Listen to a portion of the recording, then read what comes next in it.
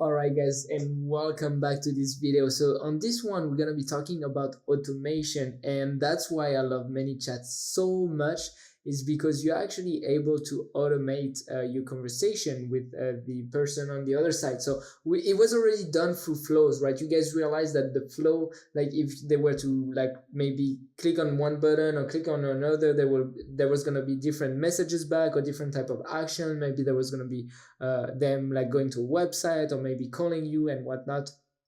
But there's other ways you can actually automate things, and that's being done through this section of the menu, I guess. And so this section of ManyChat is through automation, and the first one really is the menus, which is the main menu. And you can actually set up to 3 different buttons, so 3 different categories, where you can actually take them wherever you want. So let me actually move me here. And so the way it works is that every time they are gonna be talking to you, so every time they're gonna open the messages again, they're gonna be seeing this menu at the bottom of the video, so they of the messenger conversation. And that's pretty cool, because if your best call to action, if your ultimate goal is to get them on the phone, you can always remind them that they have the opportunity to call you with the call now button. And so that's one of them that I use a lot for clients. If your main goal is for them to help them buy or sell a home, you can have a button there. And if you offer tons of different other services like real estate agents do, and like they want to help them maybe with home valuation, they want to provide them some information on lending and all of those, then they can bring them to the main menu. So this is a great place. I call that main menu as well, so that might be a little confusing, but it's my main menu flow, if that makes sense.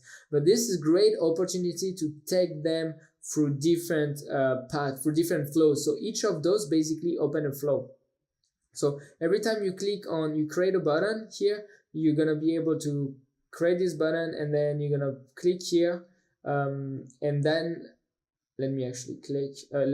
You have to click edit menu. I almost forgot. So once you click on edit menu, you're actually able to edit, and you can pick the reply message. And so the reply message is basically going to be a flow, if that makes sense. So let's actually take this one off, and you can actually create a new message or select existing. So I like to select existing, and I like to select a flow. So you guys remember why I say, hey, I told you guys, hey, flows are the core, are the foundation of you bots. Is because everything you build, you pick a flow basically. Every time if you build sequences, those sequences are made of flows. If you build a main menu, it's made of flows. So hopefully it makes sense on that matter. So that's main menu. Let's hop already into default reply. So default reply are pretty cool, because you can actually have them. So that's if they write you a question, right? They don't care, they don't go through the bot, they actually start to write you a question. You can say, hey, so the page name, so let's say it's Boyce Realty, right? Boyce Realty typically replies in 1 hour. If you have a question, this bot can answer. Also, if you want to speak to an agent now, click call now. Boom. So I left them the opportunity to call now, and if not, I take them to my most popular flows, if that makes sense. If you guys see, like, if you see this 0% and stuff, is because nobody goes through this flow, because I always basically send this flow to other agents, if that makes sense. So this is just where the backend way is built, and then I send it and I apply to their page. So one thing I like to do with this automatic reply, so if they send me a message, right, this gets sent to them, and I like to notify myself here with, so one person via messenger and email. So it basically notifies me, because I'm the administrator, so it notifies me like that someone asked me a question, so this way I can stay on top of it and reply to them. The welcome message, and so that's the first automation that really ever happened, is, so if someone get to your bot for the first time and they click on get started, because you remember here on the first ever video we say, hey, it's like this is gonna be the greetings if they get to your page. So if they don't come from an ad, right, if they don't come from a link, if they come directly to the page, this is going to be the get started. And if they do click on get started, they're going to be getting a welcome message. And so you can like program what your welcome message, what you want it to be. And so my welcome message is basically this long message helping realtors out and things like this. So you guys are welcome to set up your welcome message. So then I have to set up some keyword, and and this is something actually I should have mentioned earlier, but the reason why you see all of my flows always starting with a button and always starting a question like, hey, like, are you ready to get started? Click yes. And it's because I want them to interact with my bot. And if they click yes, that means that they interact. And the reason why is because Facebook says, hey, if someone actually interacts with your bot, they can become a subscriber of your bot. And you want them to become a subscriber because once they become a subscriber, you can follow up with them. You can actually send them messages saying, hey, like, checking on you, like, how are things going? Here's a value message, blah, blah, blah. Like, you can actually talk to them and like nurture them, getting some information in what you're an expert in, so which is super valuable, you know.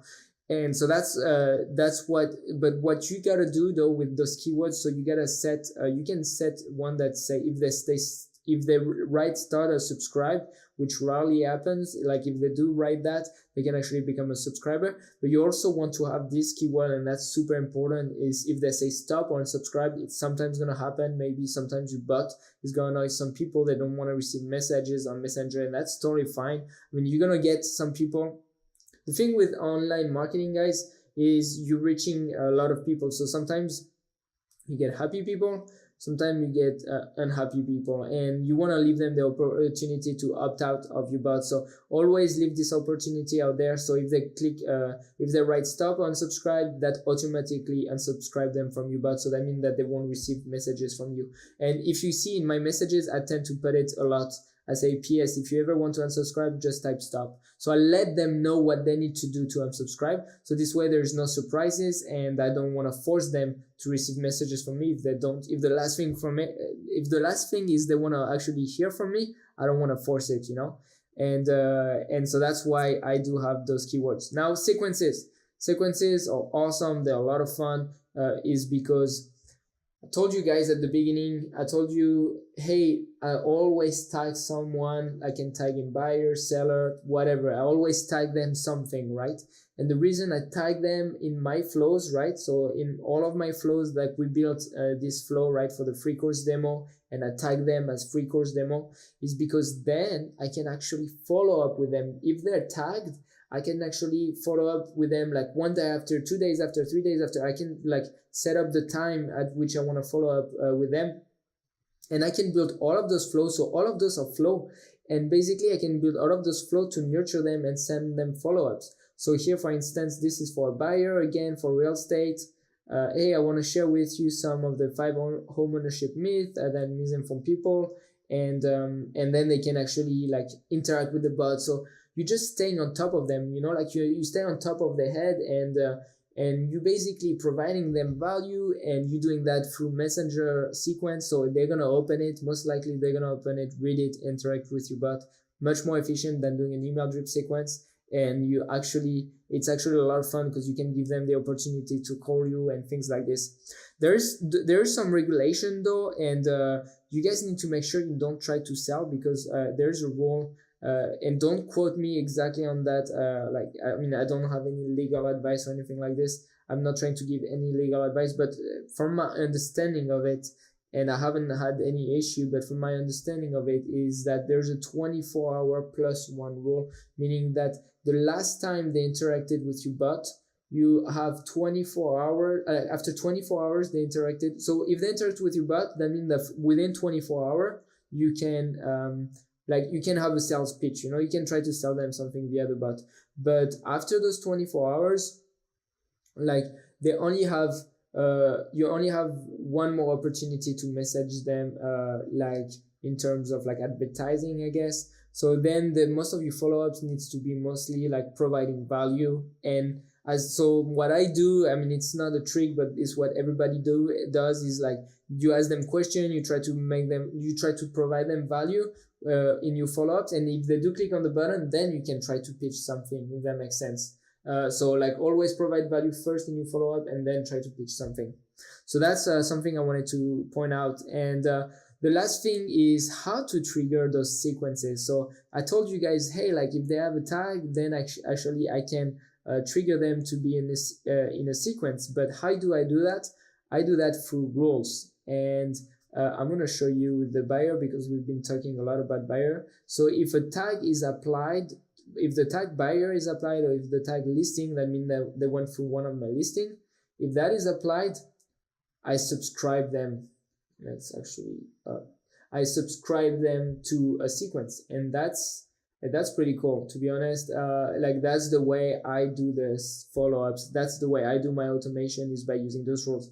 And there's tons of different ways actually, so don't take this one as the only way to do it. There's tons of different ways to add people to a sequence. You can this is the main way I use. You can use different automation systems. I think in the growth tools you could attach them to a sequence via the link. I just think it gets too messy. This is the cleanest way I found, and I encourage you to use this one. And if you find a better and one that works better for you, fine, like let me know about it. I love to learn actually. And so yeah, hopefully you guys like this video. I hope it makes sense. We touch on everything on automation. I would love a subscribe button. I would love a like button. I'm like, I want those likes, I want the subscribe, because it's gonna help me help others, reach out to others. And this is what I'm passionate about, sharing like the knowledge I've gotten on those platforms. And so yeah, so hopefully you guys are getting something out of it. And if you do, please like, share, comment, and everything. And I'm here to answer your questions. So I see you on the next video.